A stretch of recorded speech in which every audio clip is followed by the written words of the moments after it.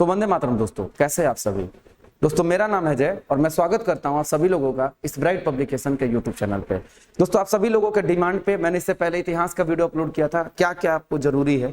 उस पर बहुत सारे लोगों ने मुझे कमेंट किया है और उन्होंने मुझसे ये रिक्वेस्ट किया कि सर साइंस का और ज्योग्राफी का भी इस तरीके से बता दीजिए। मैं पूरे सब्जेक्ट का पढ़ाऊंगा। उसके पहले मैं आपको बता दूं, कभी फिलहाल भूगोल का हम पढ़ेंगे। दोस्तों आपको मैंने यहाँ पे लिखा है कि जानिए एक सफल अभ्यर्थी, सफल तो नहीं कह सकता, आंशिक रूप से सफल कह सकते हैं दोस्तों, एक अनुभवी अभ्यर्थी से, समझ गए। तो दोस्तों क्या है कि मैं ऐसे ही ज्ञान देने नहीं आया हूं। आप देख सकते हैं नीचे में मेरा मार्क्स भी दिया हुआ है, कट ऑफ से ऊपर है, आप जूम करके देख सकते हैं। नंबर मेरा 149.6 आया है।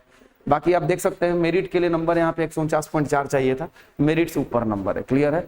देखिए मैं दौड़ में फेल हो गया दोस्तों, जिसकी वजह से मैं डिस्क्वालीफाई हो गया। ठीक है, आगे बढ़ते हैं। पर दोस्तों मैं ऐसे ही ज्ञान देने नहीं आया। क्लियर है। जो रिजल्ट देते हैं उनसे एक बार आप पूछ करके देखिए कि रिजल्ट वो कैसे दिया। ठीक है, आगे पढ़ते हैं दोस्तों। देखिए तो उसके पहले आपको भूगोल के बारे में जानना होगा, पर उससे पहले दोस्तों यदि आप चैनल पर नए हैं तो प्लीज चैनल को सब्सक्राइब कर दीजिएगा। दोस्तों मेहनत बड़ी लगती है वीडियो में, उससे आपका कुछ घट नहीं जाएगा और मेरा फायदा बहुत हो जाएगा। फायदा ये हो जाएगा कि मेरे चेहरे पर एक स्माइल आ जाएगा और आपको पता है कि एक स्माइल का कीमत बहुत ज्यादा होता है। आगे बढ़ते हैं। भूगोल को दोस्तों कर दीजिए, अभी कर दीजिए, अभी कर दीजिए। इंतजार किस बात का कर रहे हैं, प्लीज कर दीजिए। आइए देखते हैं आगे। भूगोल दो भागों में हम बांट सकते हैं दोस्तों। ऐसे तो भूगोल के बहुत सारे भाग में बांट सकते हैं, दो भाग में मैंने बांटा है आपके अध्ययन की दृष्टि से, क्योंकि आपको सामान्य ज्ञान पढ़ना है, न कि पूरा ग्रेजुएशन का भूगोल पढ़ना है। क्लियर है। आपको दोस्तों सामान्य ज्ञान चाहिए, आपको विश्व भूगोल और भारत का भूगोल में मैंने डिवाइड कर दिया। जी हाँ बिल्कुल, आपने थंबनेल पर सही पढ़ा है। 24 नंबर यानी 12 गो सवाल आपको प्री में भी मिलेगा और आपको मेंस में भी मिलेगा, यह लिखित ले लीजिए। और दोस्तों इन 12 में से भी आपको यह ध्यान होना चाहिए कि सर विश्व भूगोल को पढ़े कि ये पढ़े। देखो दोस्तों मैं बार बार बोल रहा हूं, शॉर्टकट किसी चीज का होता जरूर है, लेकिन दोस्तों शॉर्टकट का इस्तेमाल बहुत कम लोग कर सकते हैं। और शॉर्टकट से आप दोस्तों पढ़ाई में कोई इस्तेमाल नहीं कर सकते। आप प्री पास कर जाएंगे दोस्तों, ग्रेजुएशन शॉर्टकट अपना के पास कर जाएंगे, पुराना साल का पेपर याद कर लिया वगैरह वगैरह, वही रिपीटेड आता है दोस्तों। यहाँ एग्जाम पास नहीं कर सकते, समझ गए, यही सच्चाई है। प्री पास कर जाएंगे तो मेंस में लटकेंगे, मेंस पास कर जाएंगे तो मेरिट में लटकेंगे, समझ गए। उससे बेहतर है एक बार थोड़ा वक्त दीजिए, थोड़ा अच्छे से पढ़िए। और दोस्तों मैंने कहा है ना दोस्तों कि वक्त को थोड़ा वक्त दो, वक्त तुम्हारा वक्त बदल देगा, समझ गए। तो थोड़ा सा पेशेंस अपने अंदर लेकर के आइए और जम के पढ़िए, समझ गए, जम के पढ़ेंगे। क्योंकि दोस्तों मैंने कहा है आपको दरोगा बनना है। अरे बनना है कि नहीं बनना है, बनना है ना। तो जब दरोगा बनना है तो दोस्तों उसके लिए मेहनत करना होगा, और मेहनत यदि आप करने को तैयार है तो आपको दरोगा बनने से भगवान भी नहीं रोकेंगे, समझ गए। आइए देखिए यहाँ पे अब सवाल ये उठता है कि सर भारत भूगोल पहले पढ़े कि विश्व के भूगोल को पहले पढ़े। क्लियर है, आप पहले भारत के भूगोल को पढ़ेंगे, क्योंकि यदि 12 गो सवाल यानी 24 नंबर का सवाल आएगा दोस्तों, तो आप लिखित ले लो मेरे से अभी कि आपको 9 गो सवाल खाली भारत का भूगोल का रहेगा। और अभी जो मैं टॉपिक बताऊंगा ना सब वहीं से सवाल आएगा, एक एक सवाल 100% आएगा, याद रखना। आगे बढ़ते हैं। भारत का भूगोल, बाद में विश्व का भूगोल देखेंगे। विश्व का भूगोल हटा देते हैं दोस्तों, उसके बाद आप देखिए यहाँ पे भारत का भूगोल। ठीक दोस्तों, भारत के भूगोल में आपको क्या क्या पढ़ना है ये ध्यान दीजिए। देखिए भारत का भूगोल में सबसे पहला है दोस्तों सामान्य जानकारी। सामान्य जानकारी पहले तो आपको दोस्तों पढ़ने का तरीका पता होना चाहिए भूगोल, इसीलिए यह वीडियो थोड़ी सी लंबी भी होगी। देखिए क्या है कि सामान्य जानकारी के अंतर्गत आपको यह पढ़ना है कि भारत है, भारत के ऊपर में चाइना है, इस तरफ पाकिस्तान है, इस तरफ अफगानिस्तान है।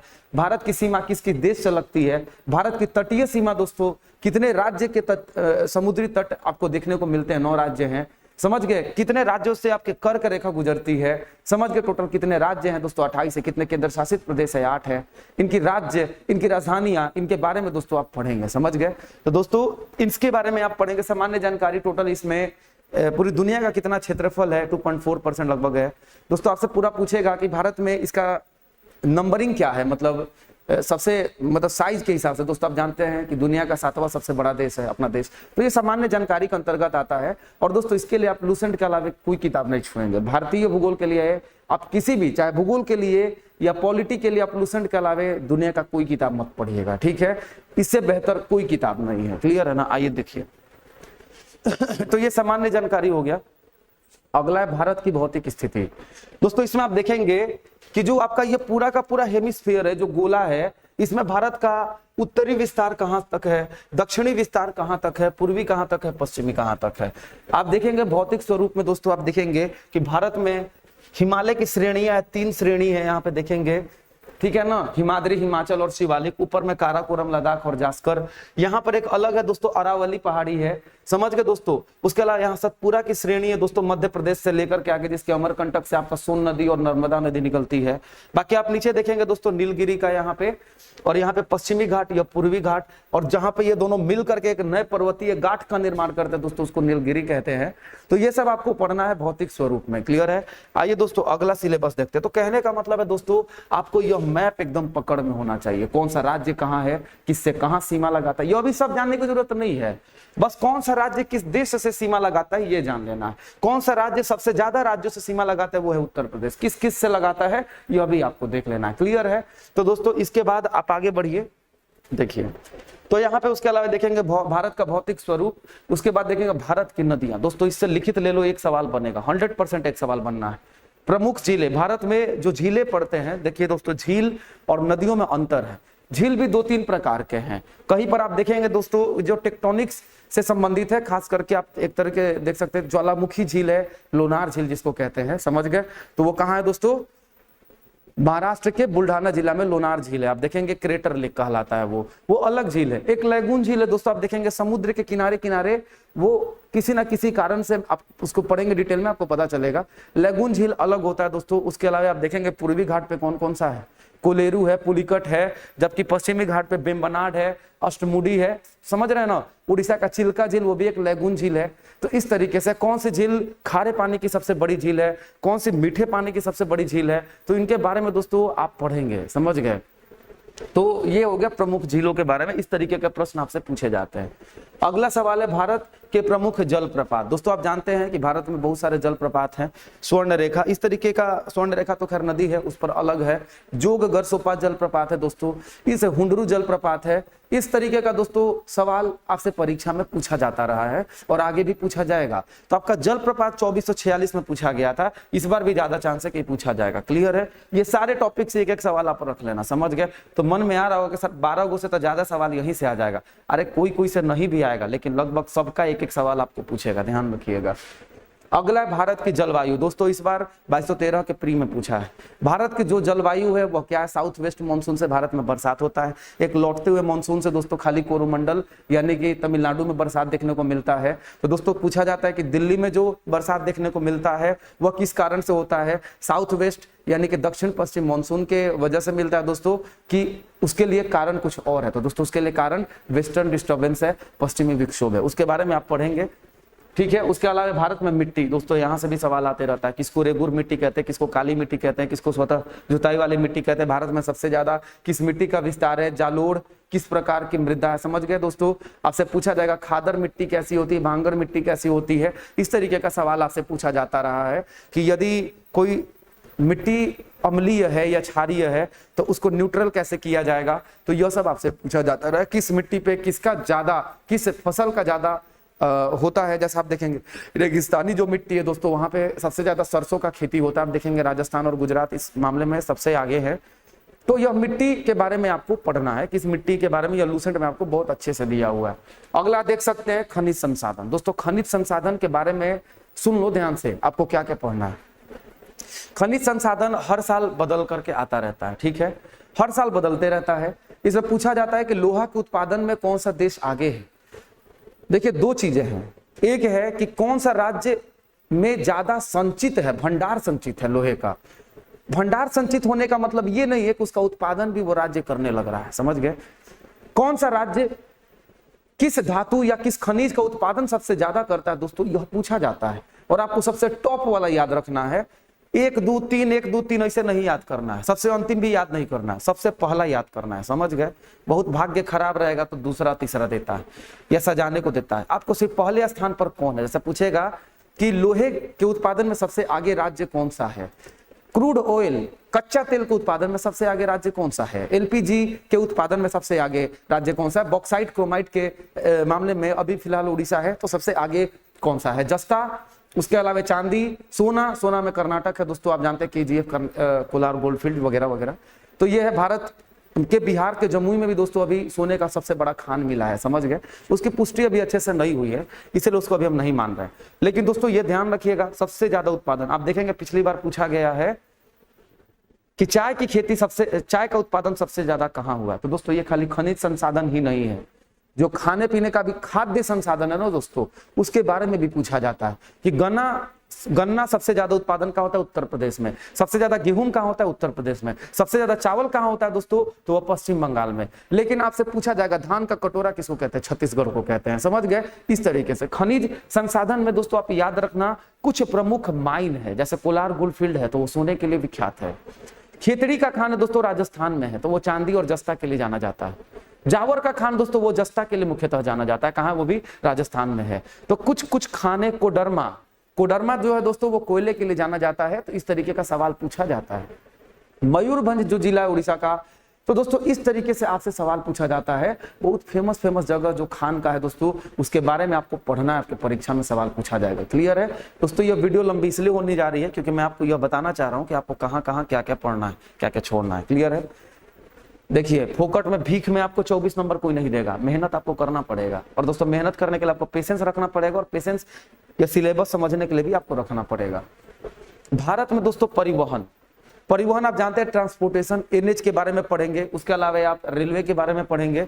रेलवे का जो अलग अलग बोर्ड है दोस्तों आप जानते हैं, उनका हेडक्वार्टर कहीं और है, इस तरीके का है। तो दोस्तों परिवहन के बारे में पढ़ेंगे। इसके अलावा जो शिप होते हैं, जो जहाज होते हैं, उसके बारे में पढ़ेंगे। भारत की जनगणना दोस्तों बहुत इंपॉर्टेंट है, एक भारत का उद्योग है। दोस्तों ध्यान रखना कि जो भारत का उद्योग है वो बहुत ही महत्वपूर्ण टॉपिक है। भारत का उद्योग आप जानते हैं कि दोस्तों यह बार बार पूछा जाता रहा। 2446 में भी पूछा गया था मेंस में दोस्तों, उसमें पूछा गया था कि जो शिप बिल्डर्स जो कंपनी है उसके बारे में पूछा गया था, यह कहां किस राज्य से संबंधित है। समझ गए। तो गोवा शिप यार्ड लिमिटेड अलग अलग है दोस्तों। कोचिन शिप यार्ड लिमिटेड किस राज्य में है, तो गोवा वाला तो आप जानते हैं कि गोवा में है। कोचिन से पता है कि केरल में होगा, लेकिन दोस्तों अलग अलग नाम दे देगा तब क्या करेंगे। एयरपोर्ट के बारे में आपको पूछा जाएगा, यह एयरपोर्ट कहाँ है, वह एयरपोर्ट कहाँ, यह परिवहन में आएगा। बाकी दोस्तों ध्यान रखना उद्योग में मैंने जो बताया है, पहला सूती वस्त्र का उद्योग कब स्थापित हुआ, पहला लौह अयस्क का या लोहा वाला उद्योग दोस्तों आयरन स्टील इंडस्ट्री कहां पर स्थापित किया गया। इस तरीके का सवाल दोस्तों आपको उद्योग में पूछा जाता है। समझ गए। उद्योग का नाम मत रटने लगेगा कौन सा उद्योग कहां पर है। समझ गए। आगे बढ़ते हैं। बहुउद्देशीय नदी घाटी परियोजना दोस्तों आप जानते हैं कि जो डैम बनता है उसका पर्पस एक नहीं होता, बहुत ज्यादा उद्देश्य होते हैं, जिसकी वजह से उसको कहते हैं बहुउद्देशीय नदी घाटी परियोजना। एक तो बिजली का उत्पादन, सिंचाई का परियोजना, तो इस तरीके से बहुत सारे उद्देश्य होते हैं। तो इसके बारे में दोस्तों भारत में, स्वतंत्र भारत में सबसे पहला पूछा जाता है आपसे। इसके अलावा बोल देगा दोस्तों आपको बहुत सारे इस तरीके के सवाल इससे बनते हैं कि जैसे इंदिरा गांधी नहर परियोजना है वो किस डैम से निकाला गया है, किस बांध से निकाला गया है, इस तरीके का सवाल आपसे पूछा जाता है। चंबल नदी पर कौन कौन से नदी है, आप जानते हैं जवाहर सागर है, महाराणा प्रताप सागर है और महात्मा गांधी यानी कि गांधी सागर है। तो ये अलग अलग डैम या बांध का निर्माण किया गया है, ये सब आपसे सवाल पूछा जाता है। टिहरी बांध पूछा गया था, इस बार भी पूछा गया है। 2446 में भी पूछा गया था टिहरी बांध दोस्तों, उससे सवाल आता है। और जो नदी देख रहे हो ना दोस्तों, ये तो इतना महत्वपूर्ण है ना, ये समझ नहीं सकते। 2446 के मेंस में 2 सवाल था, 2। आगे देखते हैं।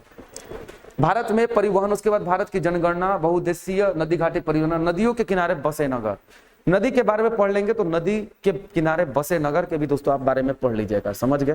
जैसे लखनऊ है गोमती नदी के किनारे है, इलाहाबाद प्रयाग किस नदी के किनारे दोस्तों, यमुना और गंगा दोनों, वहां पे दोनों का संगम है। इस तरीके से आगे पढ़ेंगे दोस्तों। उसके बाद कुछ फैक्ट है, यहाँ से सवाल आता है।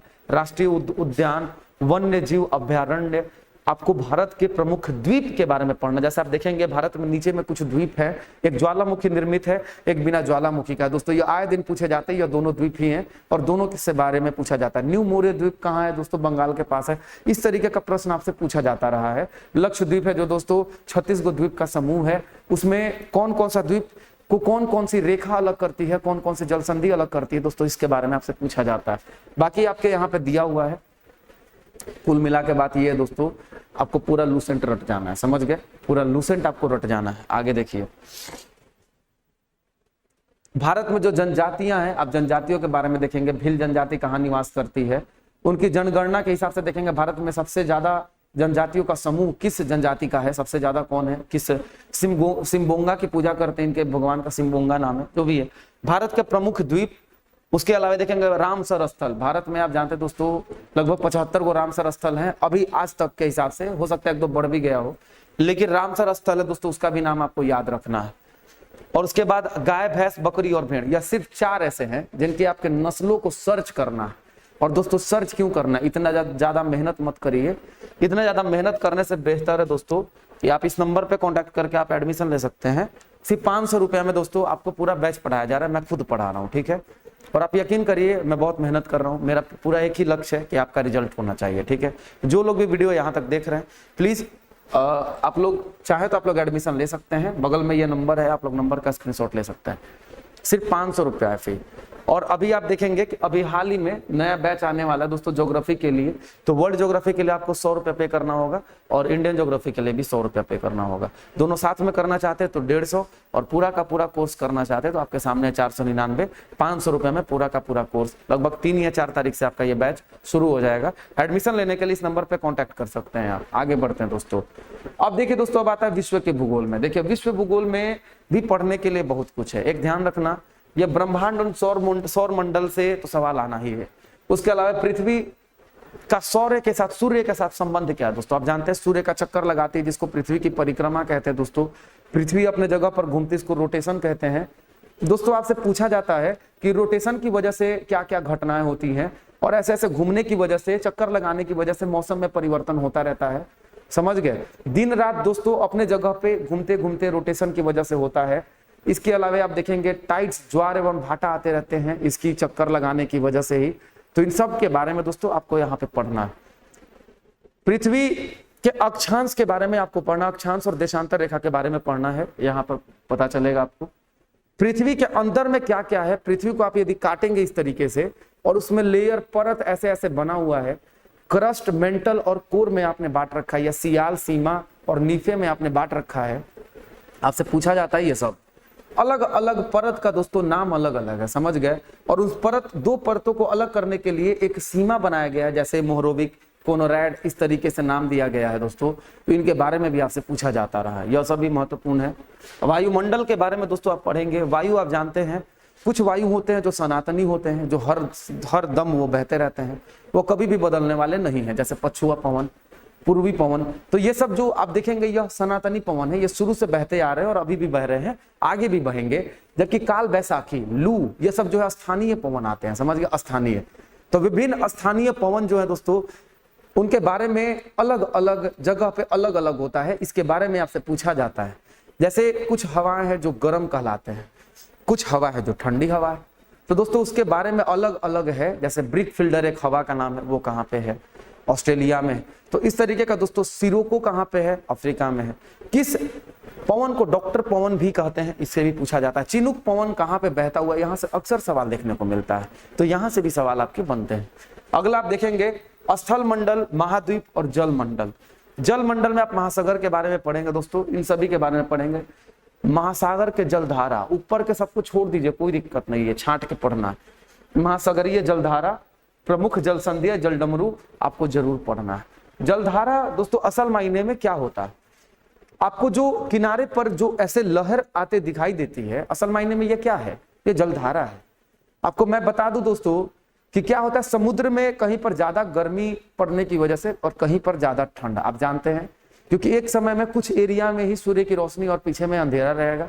जहां अंधेरा रहेगा समुद्र का पानी ठंडा होगा, समुद्र का पानी ठंडा होगा वहां पर दाब अधिक होगा, और जहां पर दोस्तों समुद्र का पानी गर्म होगा, समझ रहे हैं ना, वहां पे दाब कम होगा। और ऐसे में दोस्तों ज्यादा दाब यानी ठंडे प्रदेश से गर्म प्रदेश की ओर पानी का प्रवाह होना शुरू होता है, और यही जलधारा का निर्माण करता है। और ये जलधारा गर्म है कि ठंडा है, यह निर्भर करता है, समझ गए दोस्तों। गर्म जलधारा कौन सा है, ठंडी जलधारा कौन सा है, यह लूसेंट में आपको दिया गया है, समझ गए। अब क्या है कि दोस्तों आप देखते हैं भारत, जो आप देखिए यहाँ पे नक्शा देख सकते हैं, वर्ल्ड मैप। ये जो आप जो वर्ल्ड मैप देख रहे हैं ना दोस्तों, ये वर्ल्ड मैप में आप देखो यहाँ पे कि यहाँ पे अलग अलग जलधाराएं हैं, आपको देखने को मिलेंगे। यहाँ पे अलग अलग जलधारा दोस्तों, और खास करके यहाँ पर अलग अलग जलधारा आपको देखने को मिलता है। क्लियर है दोस्तों।